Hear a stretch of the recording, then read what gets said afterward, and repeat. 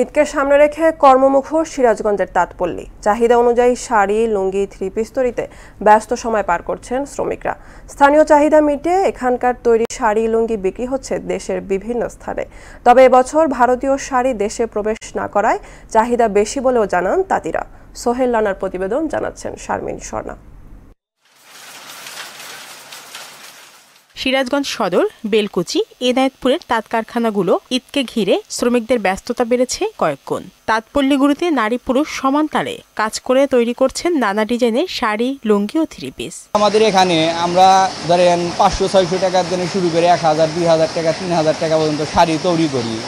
গুণমান ভালো। ঈদের চাপ বেশি, মনে করেন যে 10টা-12টা করে কাপড়ের সুতা কাটি। শ্রমিকরা বলছে ঈদে একটু বাড়তি আয়ের আশায় এখন তারা দ্বিগুণ পরিশ্রম করছেন। অভিযোগ রয়েছে জেলার প্রায় 10 লক্ষাধিক মানুষ তাঁত শিল্পের সঙ্গে জড়িত থাকলেও এই শিল্পের প্রতি সরকারের তেমন সুনজর নেই। ঈদের সামনে দেয়া কাজ পয়সা দরকার, বাল বাচ্চা কাউন্সিল দেওয়া লাগবে, সংসারও চালান লাগবে, আর এনে গাম করে প্রোডাকশন বেশি দেওয়া লাগে, কাজ বেশি করা লাগে। ঈদের আশায় যখন থাকে তখন দেখা যায় যে ইন্ডিয়া থেকে আমাদের শাড়ি, লুঙ্গি ঢুকে আমাদের বাজারটা নষ্ট করে দেয়।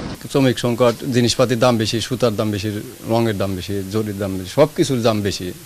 সেই ক্ষেত্রে আমাদের কাপড়ের দাম বাড়ে নাই। কিছু অসাধু ব্যবসায়ী কাঁচামালগুলা, সুতা, রং এগুলা হুট করে দাম বৃদ্ধি করে, এতে অনেক তাঁতি ক্ষতিগ্রস্ত হয়। রং ও সুতার দাম নিয়ন্ত্রণে রাখতে সরকারের দৃষ্টি আকর্ষণ করেছেন চেম্বার অব কমার্স অ্যান্ড ইন্ডাস্ট্রিজের প্রেসিডেন্ট। রঙের দাম এবং সুতার দাম কমানো হয় তাহলে আমাদের সিরাজগঞ্জের তাঁতিরা সহ সারা বাংলাদেশের তাঁতিরা উপকৃত হবে এবং আমাদের বাংলাদেশের কাপড়ের চাহিদা আরো বেড়ে যাবে। প্রতি বছর রং ও সুতা সহ সব উপকরণের দাম বাড়লেও বাড়েনি কাপড়ের দাম। তবে এটির উপর জোর দিয়েছেন এই শিল্পের সঙ্গে জড়িতরা।